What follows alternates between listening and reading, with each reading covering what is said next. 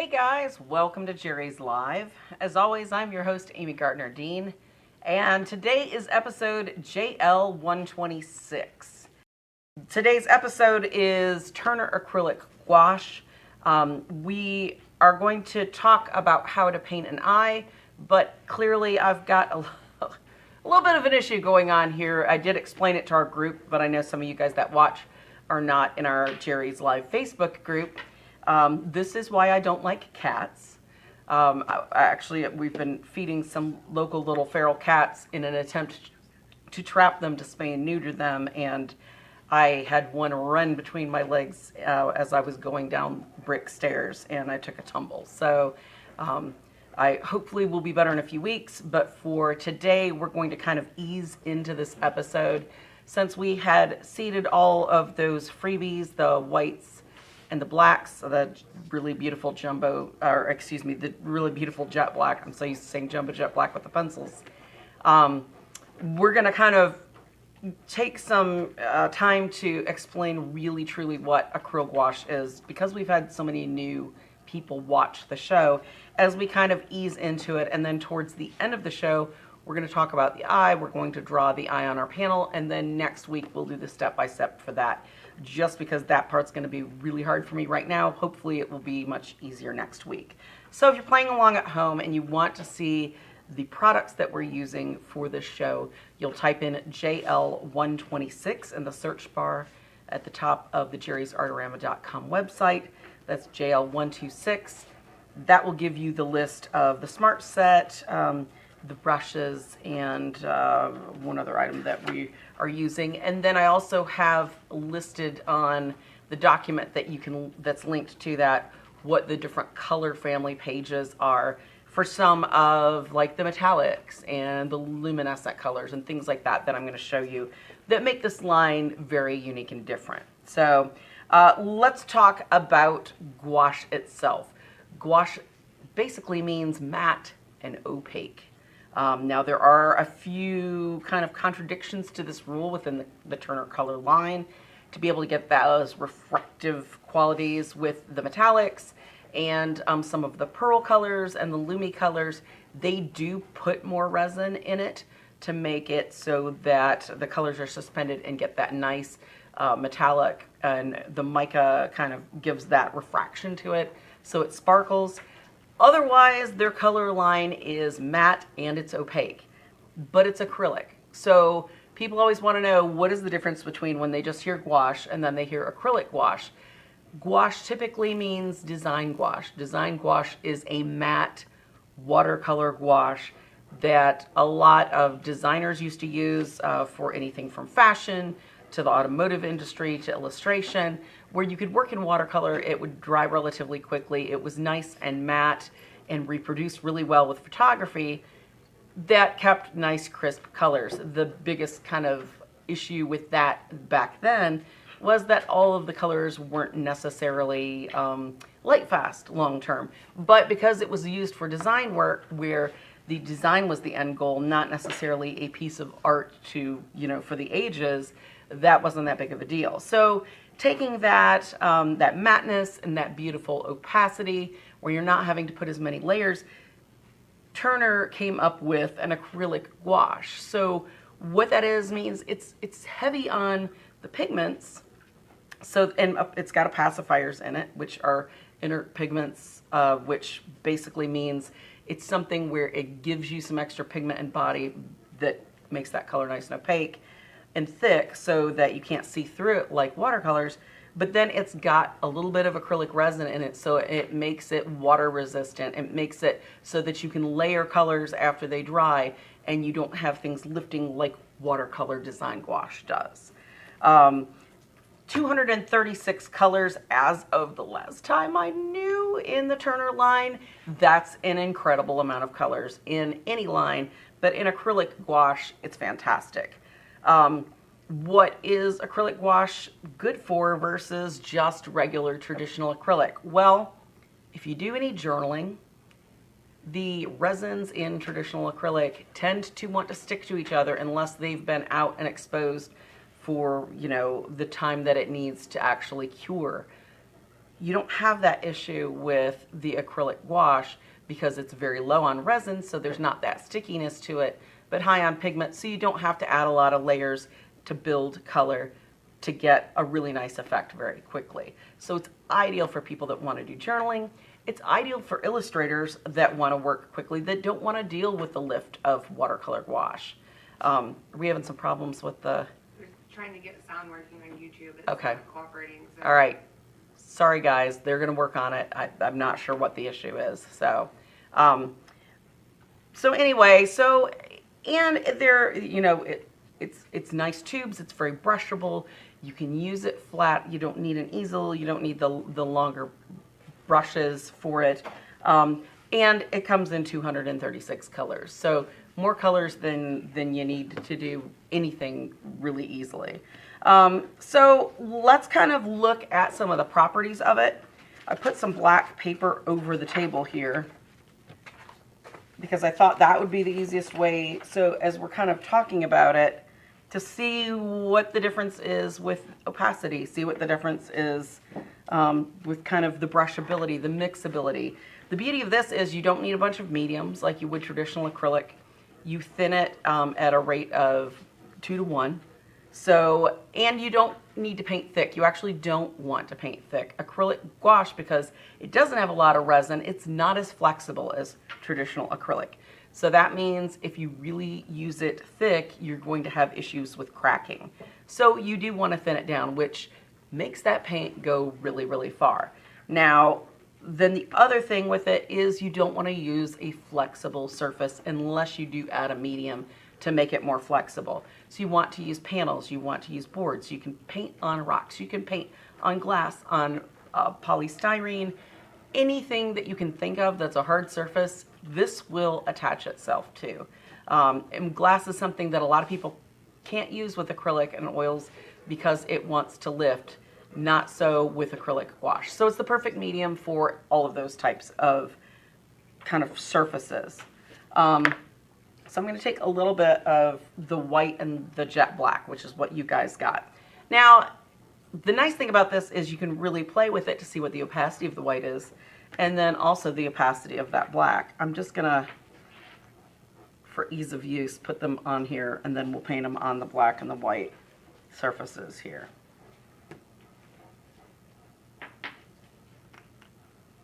And if anybody has any questions, ladies, as this goes, just snag me when you can, okay? So I'm going to paint the same swatch with the white on both this whiteboard right next to it and then the blackboard. So here's our white. See how nice and opaque that is? That just goes right on. And you can see that right away. Katie, can you switch to the, Thank you. Sorry, we're still I forgot. working on issues. No, I know. I realized after the fact. I was like, I did not tell her. I think we're good though. We should be good. Perfect. Thank you, guys. No idea what happened, but we should be good. So here's the black going on the black. You can actually see that. It's a little bit darker than the black of the thing. Look how super rich and thick that black is. Just with that thin coating. It's not as easy to grab a whole bunch of supplies all around me with the... Can everybody see how, oh my gosh, that is like crazy opaque. Wow. They can't see as easily over this. This is actually blacker than the Stonehenge black paper. That's amazing. If you push it up just a little bit, I can zoom in a little bit closer. Okay. I don't know if I can push this paper up. This is, you pull this one a little bit. I don't have the ability to, I can move this up. Just take that paper right there. This paper. Yeah, there we go. Sorry. Is it attached to them? Nope. Ta-da. There we go. Can you see over my head where it's going? A little bit further. Okay, good. All right. So I've got those right next to each other. Just a few coats, and this is already dry to the touch for the majority. There's a couple little areas. That's the other beauty of acrylic wash. It dries super crazy fast, which is fantastic if you're trying to meet a deadline. Amanda, did you have a question? I did. Can you mix them with fluid acrylics? Okay, so acrylic gouache, what she's asked is, can you mix this with fluid acrylics? It's still an acrylic base, so you can mix, but your issue is you're going to have to make sure it's thinned down because, again, you can have issues with cracking, and you have to understand this is super opaque with very limited resin in it. Adding it to a fluid acrylic, there's a lot of resin in that fluid acrylic to still make it acrylic so that it's not like a watercolor, right? It's designed specifically to be nice and thin like that, but you're adding it to something that's got more resin, which is going to start making this more transparent. So that's the biggest issue with using these with other acrylics, is you're going to have some issues struggling with the properties of each. That's kind of one of the reasons why this would be, if you're going to want to use this with acrylics, this like regular heavy bodied acrylics, this would be better as you're underpainting, because you don't have to paint as many layers because the colors are opaque, right? So you're not having to put 2, 3, potentially 4 layers on of a more transparent or semi-transparent heavy bodied color. So it fills in that color gap, but then you can put those heavy bodied acrylics on over the top of it. All right. So what we're going to do is we're going to look at kind of maybe some of the different color families so you can see them on the black and also see them on the white. And real quick, this is from above, so let's see if this will... Ready to zoom? Yeah, if you can pull out of there for just a second. Okay, so this was done for a Jerry's bag design that we did for the retail stores, because it was something that needed to be done on a very short notice. It needed to dry quickly. It needed to have really bright colors that popped.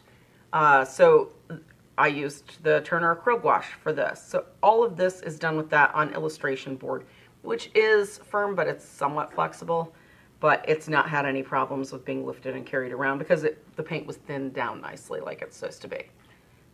So why that matteness is important, why wouldn't it be okay for gloss? Because this translates with photography immediately into a print design where you're not having reflections for the photographer to have to deal with and go into Photoshop. This is something where they can snap the picture and take it right to the design portion of working, rather than have to fight what that's been done with. Amanda, was there another question? Yeah. Back when you were talking about mixing and you said a 2-to-1 ratio paint with water, that is 2 paint, 1 water. Yes. Can you say that? Yes, I'm sorry. So 2 parts paint, 1 part water when you're doing that 2-to-1 ratio. And then Sorry, I should have specified that. it's important to use it on a less flexible surface than paper or Right. canvas because That's of what crack. I said at the beginning, is that, and if you're going to use it on paper, make sure it's a thicker paper, like a watercolor paper, like 140 pound or above.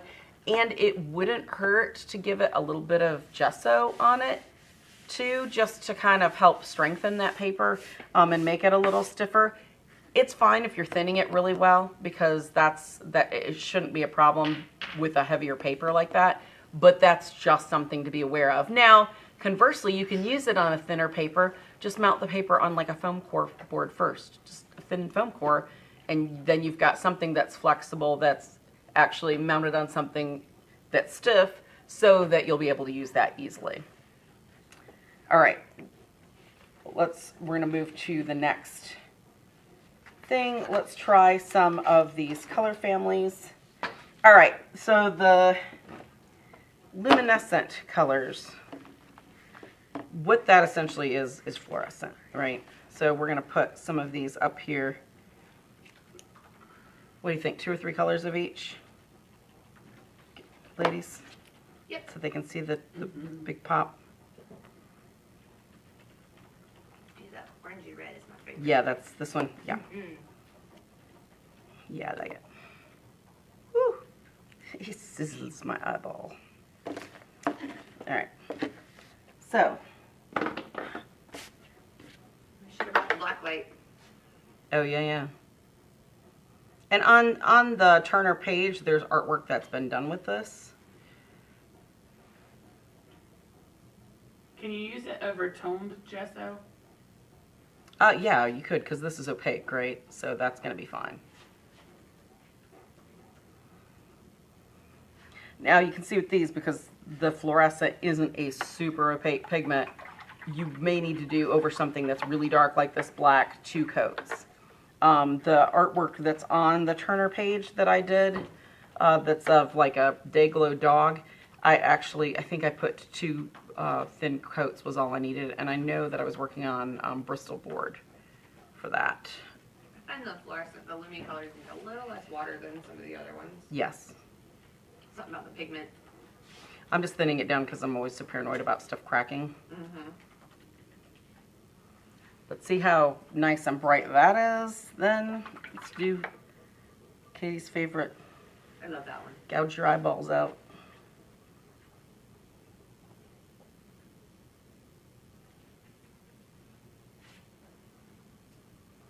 Yeah, that one's nice and super bright.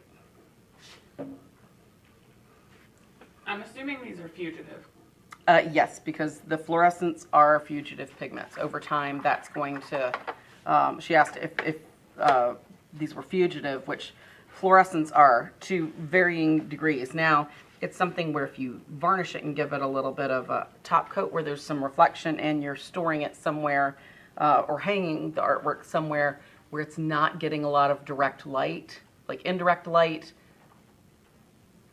it being lamps, not sunlight, something can like have a longer shelf life, but just over time, yes, that's going to disappear.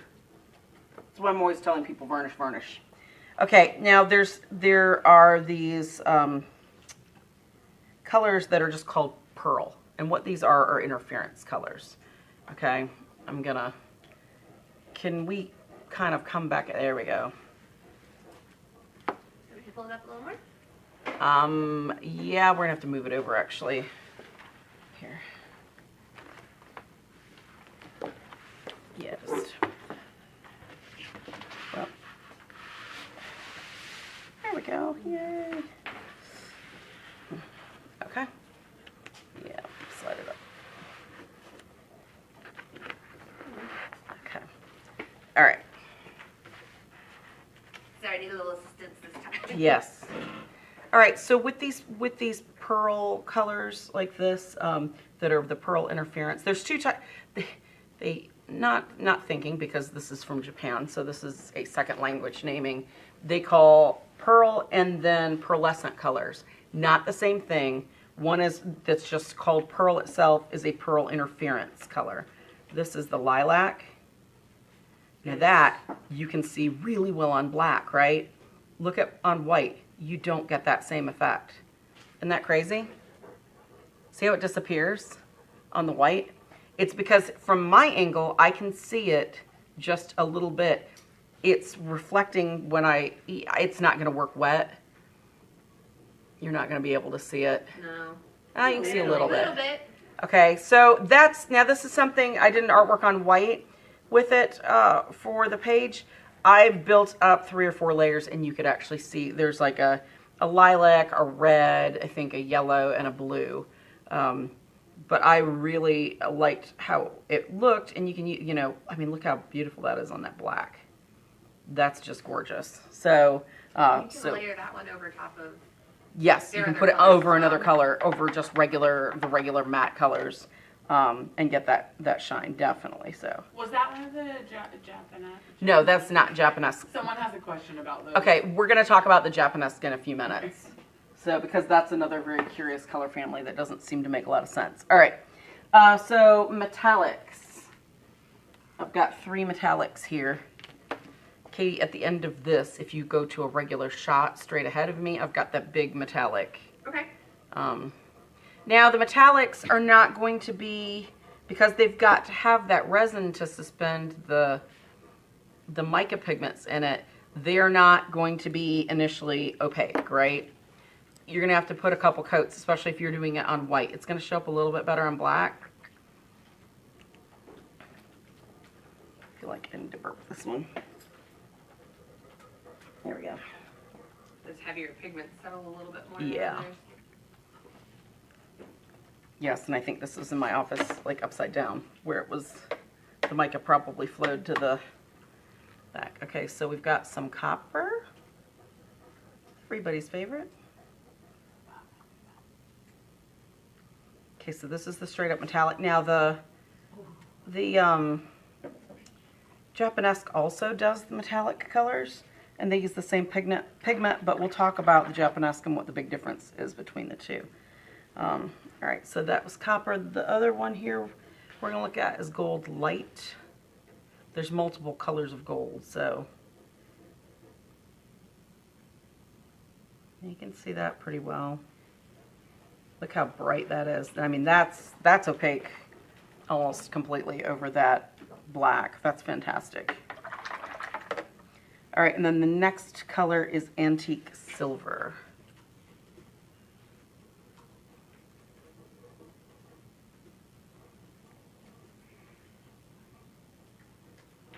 Okay, so that's almost like a pewter to me, but look how that pops on black. Isn't that nice? Very pretty. Okay. Can you show just a straightforward shot real quick? Okay, excuse the mat. This has been in what I like to refer to as the spider storage room. But that's using all the colors of metallic. See how shiny that is? That was 2 coats each on white. If I'd done this on black, I might have been able to get away with 1 coat, but I wanted to see truly how opaque it was as far as the coverage. But it is not matte because it's a metallic, right? So it needs to kind of refract that shine. But it was so easy to work with, and then the outline is done in just the jet black with 1 coat and a very small liner brush. Okay, so that was the metallic. Let's switch this over. I'm gonna take another page and put it next to, leave like room right here. Yeah, that's not gonna work over the, here, let's do we have room to go to the above camera for a minute? I'll see if there's room to go to the side of it. Okay, if I leave this here, let's do this. Okay, and then I can go right next to it. How's that? All right, so the next one we're going to look at are the Pearlescent Colors. Okay, now the Pearlescent Colors are the actual pearl, color pearl is what they call them, all right? Which seems like it doesn't make a lot of sense, but that's, I'm going to pick just a couple. There's a mint, which is kind of a turquoisey color. There is this beautiful violet. I'm going to do 4 of these because these are some of my favorite. They're just very pretty.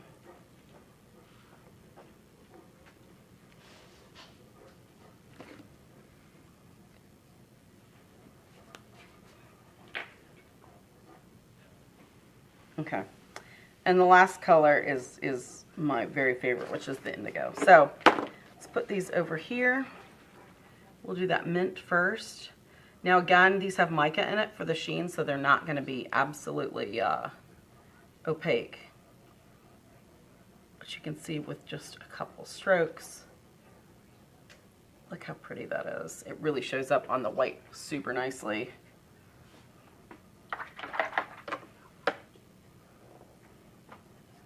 Okay, the violet.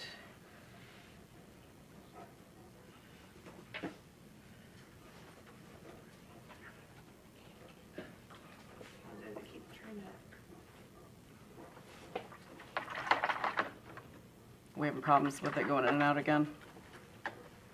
Hold on, Yeah, guys. it's fine. I mean, Some more paper towel. All right, here is the color Pearl Pink. Oh, you need to burp that one. There we go.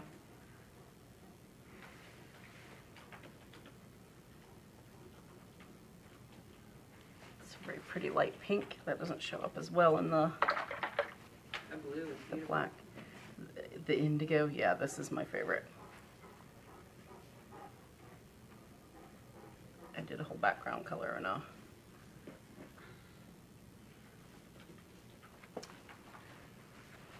Now I'm going to try to take it and lift it to see the, okay, can you see the shimmer with it? Yes. See that shimmer? You can see the reflection of that. Keep that in the middle, I can see the brush. Okay, hold on. Now the one thing you do need to pay attention to, and I think we've said this on other shows where we, yeah, there you go. Where we've used the gouache, you always want to work with a damp brush and kind of blot the excess off, because gouache will dry and stick in things really easily. Quickly. You also want to use a synthetic brush, because if you use a natural hair brush, that is just gonna, it's like putting super glue in something and expecting you're gonna get it out. You're not. All right. Have you talked about best brushes to use? We just talked Okay. about best brushes to use just then. Okay, I was reading. You definitely want to use synthetic brushes with this. All right, so the next one we're going to do is the pastel color family. That was a rabbit that the joke is looks like the evil bunny rabbit. Katie shakes her head, yes. That's all done in all of their pastel colors. So we'll just show them just really quickly so you can see how nicely they pop on black. And they're super opaque. This was like a one coat deal with this, even with the white. Just gonna do 3 colors. There's a lovely lavender, a kind of yellow that they call enamel. Let's do the lime, I like the lime.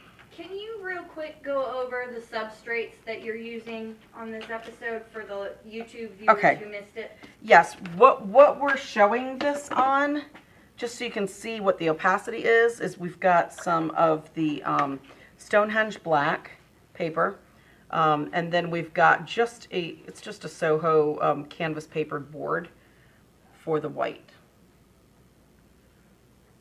And those are the surfaces, so that you can see what the opacity is on straight white and on something that's very, very black. See, that covers the black really, really well with that, just a little bit of that pastel. All right. Now we're going to try the lavender.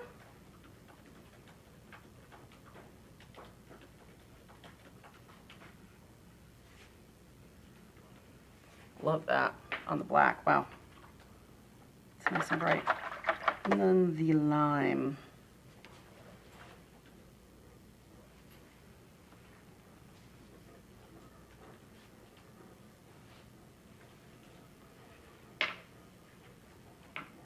Nice. Okay, so those are the pastels family. They have multiple families within the colors themselves, and then just a ton of straight colors. The last one we're going to look at with this is, before we talk about the Japonesque, is the Lemay Colors. Now, Lemay is exactly what it sounds like. Sparkly, shiny. 1980s workout attire? Yes. Flashed out because it doesn't come to mind. I don't know what does.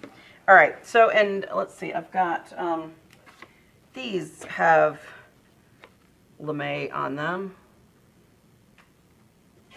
See the sparkle there? I'm going to do this. Oh, yeah, there we go. You can really see the sparkle. And then this one is very obvious because it's over the matte. See the sparkle on there? The Lemay is basically very small glitter, which I know is the bane of the art world, but it's contained in this, right? So it's an easy way to put glitter only where you want, even more so than glitter glue. So it's in that nice resin that gives it the shine and the refraction. All right. So let's see what those look like, because since these are glitter and then they're on in just the resin, colored resin, it's going to look very different on the black. Let's do, I've got a pink, I'm doing a blue diamond, and let's see, let's do the Lemay gold. All right, so we've got the pink here.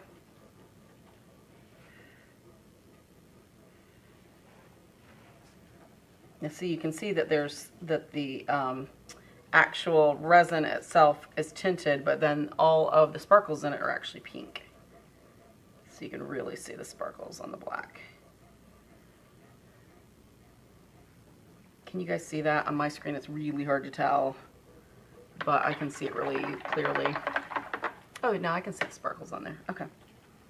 All right, so the blue, let's see what that does.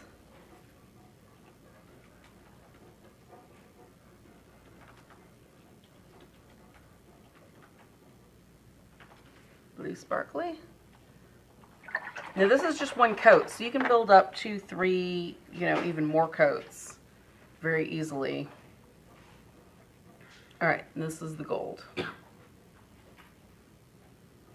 The gold has a clear resin base, but then it's all gold sparkles. And they've got, I don't even know how many different clear diamond, silver, gold. You can really see the gold on there. Wow. Okay. So that is the Lemay family of their colors.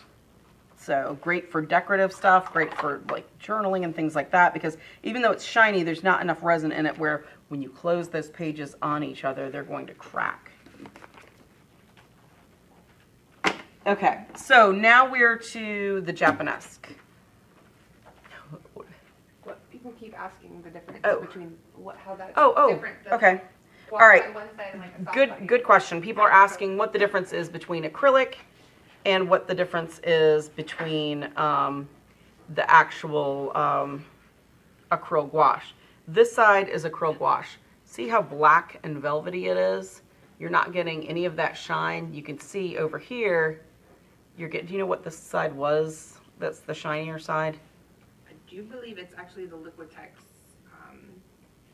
Like basics or regular? I think it's like the soft body? Yeah. It looks kind of like That or soft the body. Wash, yeah. Okay. Yeah. So here we've got the Turner, right? So you can see how opaque that pink fluorescent is over that. And you can also see that the white's pretty opaque here. Then over here, we've got just a regular traditional acrylic. It's black, but it's definitely not this beautiful velvet black. And then when you angle the sides, see how you're getting that sheen off of it? And the whites are definitely not opaque. You would have to do multiple coats of that over that black. And you can't see that from here, but this has a huge glump. Whoever painted this did not paint it as thin as this one. There is a big giant glump, but you can still see black through it. So even with it being way thicker, it is still not opaque. And it's the same on the whites too. So that's the biggest difference. So if you're looking for that really rich matte, and I can also tell you that this is a lot less material, that's because this is thinned down, so it's not using as much paint actually as the regular acrylic. All right, and I need to not reach that far over again. That hurt. All right. So with this being said, and with us looking at all these, and we'll show the Japonesque next to it, but I don't know if it's going to be something where people can see it super easy. They have a specific line that's called Japonesque. Now what that is if you know very much about Japanese art, it's always taken from nature, right? The colors, you don't get the screaming bright fire, engine reds in Japanese artwork. You get a more subdued natural red. You don't get, just all of those colors that tend to be Western world colors, neons, all those things you're not getting in the traditional Japanese colors in the ranges. So what they've done is they've made a range that's called Japonesque. It's all very natural. So if it's a violet, it's a very natural violet. If it's a red, it's a very natural red. If it's a yellow, it's a super natural, the yellows that you would see in nature, not something like Hansa, which is, up your nose yellow, essentially. Then they've done something that is more unique in that they've made a grind that's super thick by comparison to how fine this lays down. It's got a little bit of texture in it. To me, it reminds me of textured, or the colored gessos. Wouldn't you say, Katie? Like when Matisse had the colored gessos, where it was a nice flat color, but it had that little bit of thickness, a little bit of a grit to it so that when you layered other colors over it, it would grab on really nicely. Because traditionally paint wasn't, you know, ground down to nothing like the regular Turner is. It's very silky smooth. So all these colors, we'll put some out. Like this is a grayish purple. So instead of it just being purple, this is a grayish purple. I'm going to put them here, and then we'll paint them on the black and the white. And they've got a whole line that's just this. Now, can you use them with each other? Yes, you can. This is Japonesque Pale Pink. The difference is there will be some slight textural difference. This is the Japonesque Gray, and they've got a bunch of cool and warm grays. They're really natural, really beautiful colors in this line. Now, I've also included, I'm going to show 2 of their metallics, because although they do metallics, they're grittier, so it doesn't have quite that as much. It's got refraction, but it's got a little bit of texture with it. So this is the Japonesque Blue Gold, and then this is the Japonesque Silver.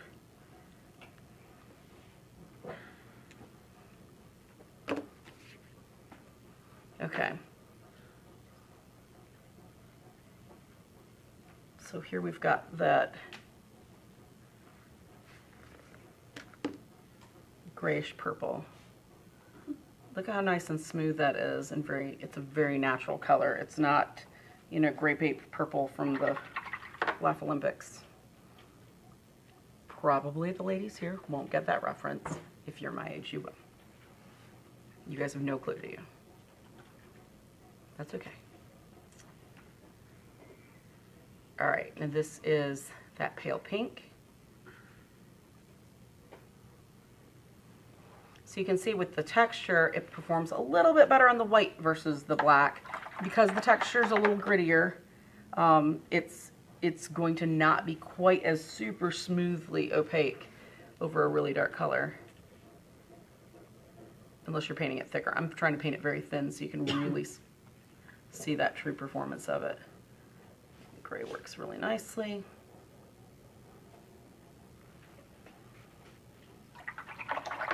All right, now let's look at the golds.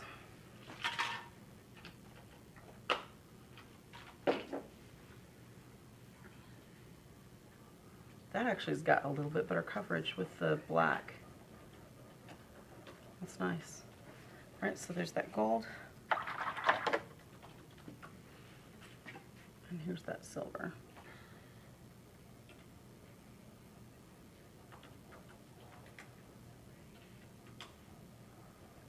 Okay. So it's hard for you guys probably to see that the performance is just slightly different. The gold and silver, the metallics, look like it's slightly more opaque on that really dark color for me as it's starting to dry than it is probably just with that texture. And the resin, it probably doesn't give it quite as much space in between the particles. And then these are not quite as opaque. But that gives you kind of a difference in all the different lines to see kind of, and these have gotten really shiny now that that resin is dried. Let me see if I can tilt this one.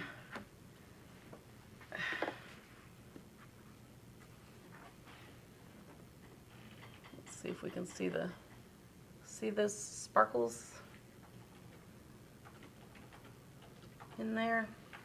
Let's see if we can do the black. If you watch right here, see that? Look at that. Can everybody see that? Mm-hmm.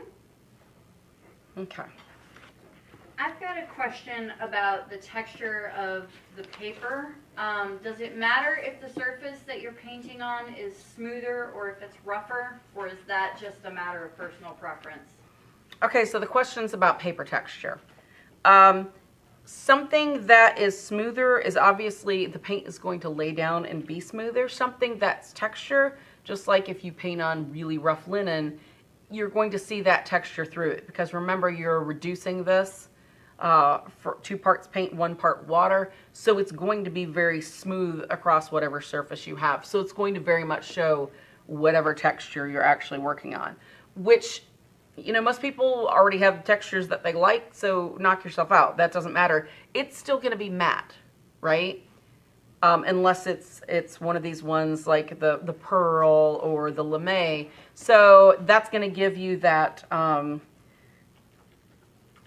sparkle in some places where you're going to be able to see the texture more. So if you're wanting to do, you know, reproductions like illustrations and things like that, or something where you're going to scan it in and use it in a design program really easily, you may want to err on the side of caution and use something super smooth so you don't have that texture showing up for that, if that makes sense. Okay, so there's some people who really think that this is more of a craft paint, just because of the matte-ness of it, because you're thinning it down, and I really honestly don't feel like that could be further from the truth. This is something that people just aren't used to. Just like people weren't used to, unless you worked in a design application, seeing watercolor gouache, design gouache work, right? When you think of watercolor, you always think of those really rich, vibrant, jewel-like tones that you have that depth that you see through. So don't pawn this off as a non-kind of serious art application. So much so that, Northlight Books does a competition every year for different media, right? So Acrylic Work 6. I decided to see really if gouache could be taken seriously in something. And I'm here to tell you that all those lines that we just showed, put this here in case anything's, you can use. I've got in this one alone, the pearl color, that's kind of that pretty indigo that we showed is in the background. There's some paper texture. There is the pearl in this. There's also an interference over it. There's the Lemay all around here, all over the eyelids. There's some gold. And then there's just some of the matte colors. That is something that could be taken seriously as fine art, even with mixed media. It just goes to prove it's the work that you do. It's not necessarily the medium. And some people, it's hard for them to get past that. They want to use only the traditional stuff, just like people want to say, but I'm only working in water mixable oils.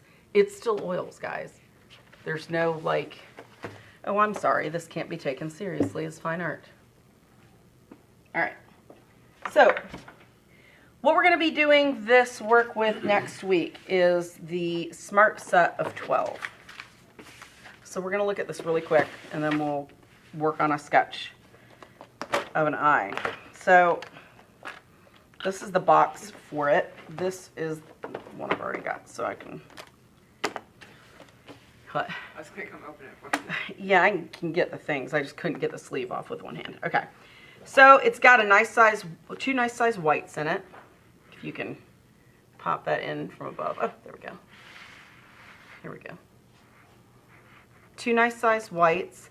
It's got a palette cleaner, which if you've ever used this, you know is going to come in handy because it sticks on and it's hard to even soak off, just because that pigment in the resins, which is great in that that's why you can paint on things like glass and plexiglass and stuff like that. But this palette cleaner will take the stuff off. It's got a violet burnt umber. It's got a cobalt blue, a sky blue, a jet black. Sorry, I'm trying to put reading glasses on. Permanent red, permanent scarlet, permanent yellow deep, permanent lemon, permanent green light, and a permanent green middle. All in the set. So 12 colors with an extra white and a palette cleaner. It's got all of these brushes, so it gives you nice synthetic gold Taklon brushes that are perfect to use with it. It also gives you a rag, so it's easy to blot the excess water out since you're mixing a lot more water in than most people are used to with acrylics. And then it's got this color mixing guide. Okay, these are cards that only these 12 colors are used, but with those 12 colors, try to stretch out so I can hold it. You can make 120 colors. Now, that doesn't mean you're limited to these 120 colors, because then you can do tints and shades of it, right?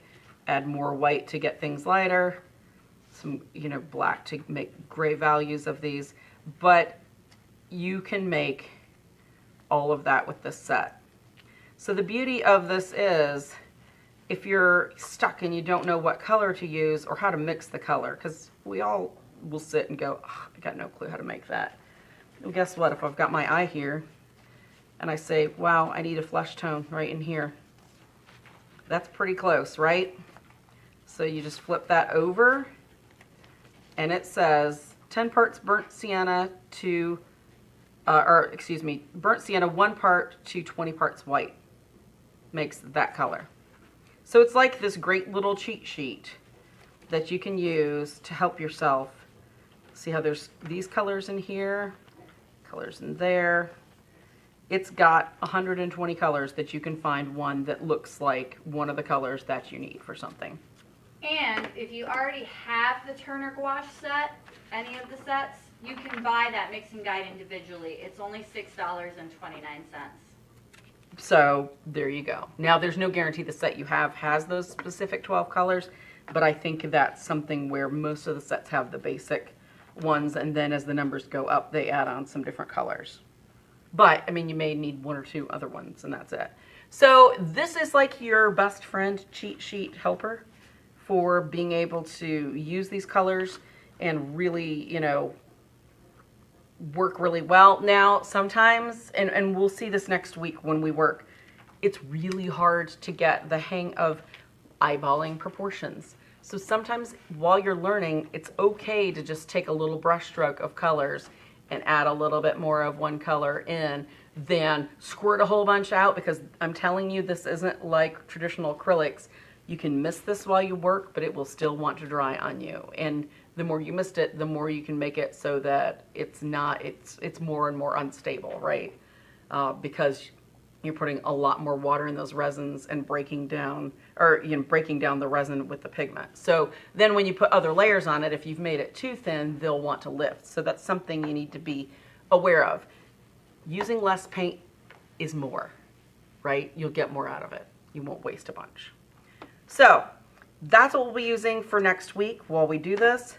Really quick, we're going to talk about eyes, and we're going to talk about kind of some of the things that you need to do to troubleshoot drawing them. Eyes are the thing, I mean, noses are hard too, mouths are hard, but because of all the multiple variables that you're dealing with in an eye, it's something that people are very kind of stressed out about and confused about.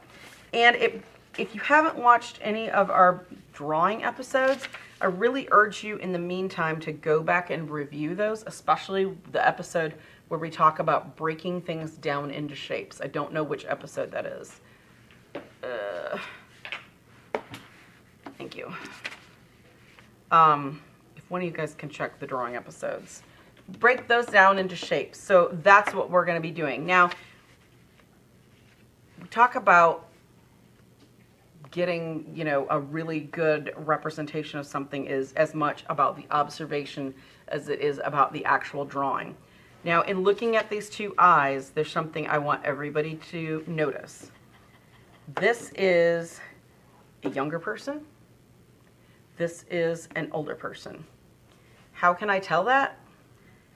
This person has a little bit of wrinkles. This person has a little bit too, but everybody has a little bit of wrinkles unless they're a brand new, very young little child, or they're still a toddler and they have that kind of little fatty face that keeps everything nice and smooth.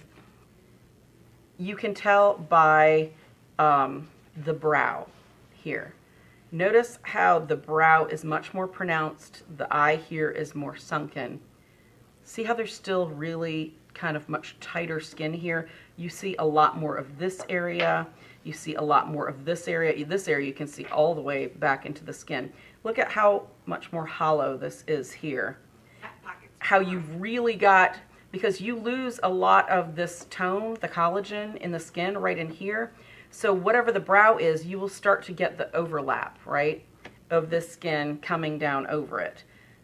In here you do see some wrinkles. It's not so bad here, but you can tell just by the color and the texture, and how the texture is much more gritty, where this is much smoother. You can even see little baby hairs in here. I've posted both these pictures in the Jerry's Live Facebook group, so you can pull those down and print them out and use these to work on. I think I'm going to use this one because I like the color of the eye and I like the variables of kind of teaching you guys how to shade in here, and it's going to be a little bit more challenging for me to get the colors out here, where when we were just looking at that color guide, you guys saw that there were a lot of colors that kind of matched this more youthful pink, you know, coloration here. So, but I wanted to give you guys this because you can actually kind of, you know, if you'd rather do the brown eye where it's a little easier, that is perfectly fine. So now, as we go to want to actually look at this for drawing, this is something that everybody needs to pay attention to. This is not a shape where it's just like this, okay? Everybody always wants to turn it into an almond and move on. It's just, you draw what you think you know, you don't draw what you see, right? So you want to notice that this comes down in here. There is a membrane here. The eye, that white doesn't extend to in here. There's membranes that kind of help snug in and keep this protected so that it's not just this ball floating that you can jab way into the back of. Notice how the eye comes right up against there, but this is the actual edge of that eyelid right here. This is a plane here, and if you're not certain about that, get somebody at home and look at their, have them turn, look at their face from different angles, look at their eye from different angles. The eyelashes don't come right up to this. There's actually that buffer. Ladies, if you wear eyeliner, you know this, because some of you will draw that right on there, that color on. Huh? The waterline. Yep. So that's something that you need to make sure that you save room for. Don't put these eyelashes right up against the eye. That's something people don't notice, but if you do it wrong, they notice because it looks wrong. They don't know why. This skin does not overlap in a big piece. This comes to here, and there's actually a hard line edge here where those folds come. So you don't want the eye to end in kind of that sharp shape. Up here, you've got the same thing where you've got that little kind of thickness of the eyelid, but it's much more underneath that brow where these eyelashes come in. This is another indicator of youth versus someone that's older and more mature. Look at how many eyelashes this person has, and they are not fake, ladies, right? Because we all know if we're over 30, and it gets worse after 40, you start losing a lot of your eyelashes, right? It's not anything you can do anything about. It's just, that happens. The same with eyebrow hair. So that is another indicator that this person is younger. All right? Now, if we look at this eye, we can see that same thing. There's not that piece there, okay? It doesn't come down to a point. There's that piece. This is easier to see, this kind of thickness of tissue, because the eye is pulled back further. You can actually see that at that angle. You can definitely see it here at this angle. Notice that you can see that tissue in there, the membranes that hold that all together. Pop quiz, science, because just science is always fun. What's the difference between brown and blue eyes? Does anybody know? Is it the thickness of the actual cornea, like you're seeing through one of them? No, but that's a good guess. That's a very good guess. She said the thickness of the actual cornea. Like the stuff. How about 10,000 years ago, we all had brown eyes? What happened is, through just a mutation, these little parts, the pigment, the striations here, began to lose the melanin. Melanin creates this color, right? And melanin is generally, is what we tan with, right? It's the coloration. We don't tan blue, we tan dark. Some of us. Frida doesn't. That's why Frida has blue eyes. So what happened is there's a loss of this melanin up here, right? So the lighter the blue eye, the less the melanin that you've got, okay? So it reaches those strand cells underneath, and they reflect light back as blue. So how crazy is that? And with green eyes, hazel eyes, gray eyes, it's somewhat less refraction than that blue. So it's closer to the brown, but it's not the same. So a genetic mutation gave us the beauty of blue eyes. Some of you were lucky like that. So when you do this, it's not just a solid color. Now this brown, because it's got more melanin, you don't see a lot of those striations, right? In there. You see a little bit. You see a little bit of gold and some kind of maybe a little browner, kind of orangier colors. But look at this blue eye. See how you see all those striations? It's very light, and then it's got that little bit of brown around it where you've got the pupil. Okay? So this is something that would be a little bit more fun to me because you make that darker and then you go back in and do your lighter colors. All right, so notice the younger you are, that sclera. Sclera is this membrane over the white part of your eye. Notice how you see a little bit of blood vessels, but they're much paler, pinker. See how much more pronounced they are as you get older. And a lot of times that white starts kind of bluing, right? It's never really white. This is not white. This is very kind of ivory and a little pinky. This is much, much bluer. So you're going to want to pay attention to that when you're painting it. You don't want that to be a solid color because that does not give that form. Okay, so we'll talk about that when we do that. All right. So, that's also the part that gets when you get pink eye. All right. Do we want to do a drawing of the eye real quick, or how are we on time? Are we? Got about 5. We started a little bit late. So Okay. got like all right. We'll 5 do minutes a left. quick sketch. I do have a quick question Yes. while you're getting that started. Susan Zimmerman would like to know if you can use a retarder with the acrylic wash. Okay, so the question is, can you use a retarder with acrylic wash? And the answer is you can. You can use a retarder with any acrylic medium. That's the short answer. Long answer is any medium that you add into acrylic wash makes it less opaque, makes it dry hella slower. And one of the things that this is the benefit of acrylic wash, right, is that it dries really quick, that you can keep working continually. What happens with retarder? You're at the mercy of whatever your humidity level is, wherever you're at that given time, right? Okay, so I know that was hyperbole, but seriously, just because it exists doesn't mean you have to use it. Look at what your needs are, right? Look at what your desires are. Look at what the working properties of a medium is and see if that's going to be for you. You know, if you're wanting to add retarder to this may not be the medium for you because all the beautiful things that make it very different from traditional acrylics are going to get botched up by adding that medium in with it. you put acrylic. And it's not, it's more, I'd rather you know the bad truth and not waste money investing in something and then hate it because it's taking, like, drying way too fast for you, and then when you're adding something to it to slow it down, then it's not giving you the good things of the medium, right? Can we back out just a little bit because I cannot lean over this. I will tear my shoulder up. All right, that's good. I can move that up a little. Is that good? To use a darker pencil? I'm going to If use a you're 4B. apply? Okay. So it should, okay. So I'm going to draw it a little bit larger than it really is. I'm wanting to pay good attention to kind of where this sits in the brow. I'm wanting to pay attention to those shapes and how they relate to each other. If you're somebody that really needs to, it's okay to draw kind of those imaginary lines through the pupil as a grid and then kind of work out from there so you can see where that's going to fall. Because this is opaque, you can paint over it really easy, right? Working lines are fine because you're using something that's opaque.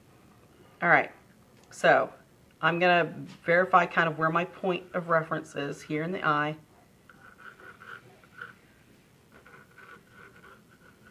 Something to note, anytime you're working on an eye, some people have a really dark outline around their iris, right? And some people don't. That has a lot to do with health issues. A lot of people don't know that, but it's, the darker it is and the more pronounced, a lot of times you can have all sorts of like deficiencies, mineral deficiencies and things like that. All right, here, this is higher here than over here. Now I'm drawing it to how I see it. There will be shadows that will make this like drop away, and it's going to look very flat until we go to do that paint for next week. Okay. So again, this is not, can they see it? Is this dark enough for them? Mm-hmm. Ladies, find out and make sure. This is lower over here than it is up here. If I've got my pencil through that and got my straight line, see how much lower this is here as compared to this side? How dark is this one? Oh, 7B, we'll do that. All right. And this does not come straight down. This part comes straight down on that outer part of the lid, but the membrane actually comes and drops down. So I'm going to bring this down like that. Then I'm going to drop that inner line down like this. This is at an angle here. This actually comes lower, and then this drops down. So I'm looking at just the shape. Okay, that comes like that. There's a little bit there. Now I'm going to worry about where this line for that upper lid comes, where the eyelashes are coming out of it. This all will disappear in the paint, but I just want that on there so I can really see, because this is thinner here than it is over here for me. Okay, so that continues on.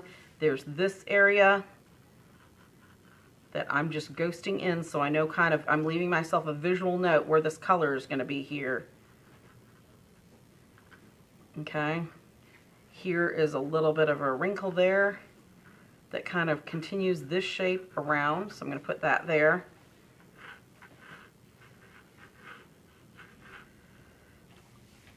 Eyelashes kind of are here, so I'm going to put that on there just so I've got kind of those visual notes. And drawings always look really weird versus the color, so, you know, don't worry about that. You're not making this perfect. There's no reason for this to be perfect right now. We're just making it so we've got good visual notes, so when we go to paint, I'm going to do this because I want kind of know where that darker blue, those lines are. Don't, for crying out loud, sit and do all those little lines in here. You're going to paint over that. Don't worry about that. You can leave yourself notes in the paint. Don't sit and draw those. That's not important. Now I'm going to look at here where this comes in under that brow of the skull, okay? It comes at an angle.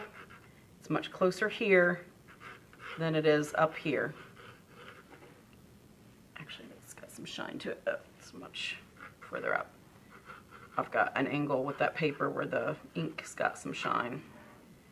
All right, so, and then this comes more like that in. Okay, I will have this tiny little bit of eyebrow there, and then it will come in like that. Over here, there's this nice dip where it's gonna visually come down under. So I'm gonna go ahead and put that in. Even though that's color, it'll be colorized later. Just for the notes for myself, and then this, I'm gonna put a very light line where that shadow is gonna kinda come around. Okay? No reason to put eyelashes in right now because we need to do the painting under it before we put those on. No reason to put the shadow in here yet. We're just gonna leave this as is. We've got our iris, our pupil here. We've got the basic shape of the things we need. I can go back. This looks like this could drop down more from here. So I'm going to make that correction. So that would also move that further down. Okay? So this is our eye for us for next week. And it's, I'm sorry, it's a little bit lighter than I realized. Is it pretty good in your monitor? Yeah, it's a little this better. monitor is kind of light. Okay. Okay. So this is what we will be working on next week. When I do this, I'm gonna set it up very similar to a cooking show, because even though this stuff dries very fast, the likelihood that I'm still gonna be wearing this attractive apparatus is high. So it's going to be where I'll do it in stages. We'll start it together from this drawing, so go ahead and get your drawing ready. You can use whatever size panel you want. You can use Gesso paper.